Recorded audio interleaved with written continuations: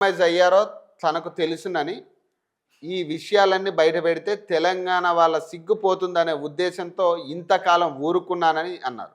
తనపై లేనిపోని ఆరోపణలు, పిచ్చి ప్రచారాలు చేస్తే తాట తీస్తానని హెచ్చరించారు.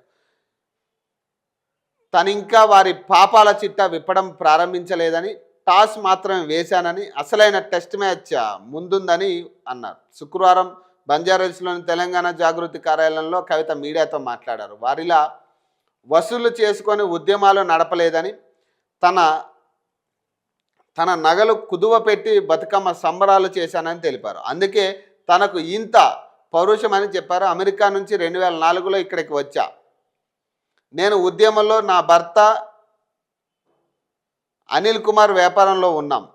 మీలాగా మంది మీద పడి దోచుకోలేదు. జాగృతి జనం బాట కార్యక్రమంలో భాగంగా ప్రజల ద్వారా బయటపడ్డ బీఆర్ఎస్ కాంగ్రెస్ నాయకుల అక్రమాలు దాష్టికాలను ప్రశ్నిస్తుంటే నాపై దుష్ప్రచారంతో దాడికి దిగుతున్నారని కవిత మండిపడ్డారు. కొందరు నాయకుల అక్రమాల చిట్టాను తను బయటపెడుతున్నందుకే వారు తన భర్తపై తప్పుడు ప్రచారాలు చేస్తున్నారని కవిత తెలిపారు.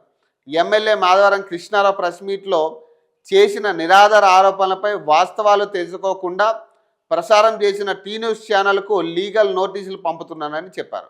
వారంలోగా తమకు క్షమాపణ చెప్పకపోతే ఆ ఛానల్ను కోర్టుకీడుస్తామని హెచ్చరించారు. దాంతోపాటు తమ పాప పరపతిని దెబ్బతీసేందుకు ప్రయత్నించిన బీజేపీ ఎమ్మెల్యే ఏలేటి మహేశ్వర్ రెడ్డికి, మాధవరం కృష్ణారావుకు కూడా లీగల్ నోటీసులు ఇస్తున్నానని ప్రకటించారు.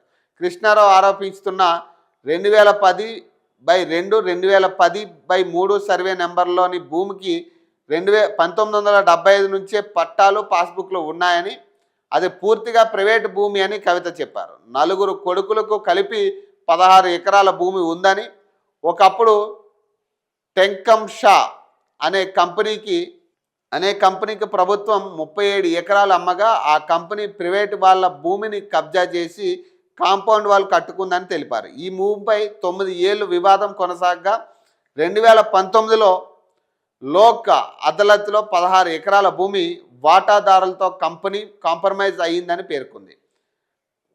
పట్టాదారుల తరపున ఉండి కొట్లాడిన తన భర్త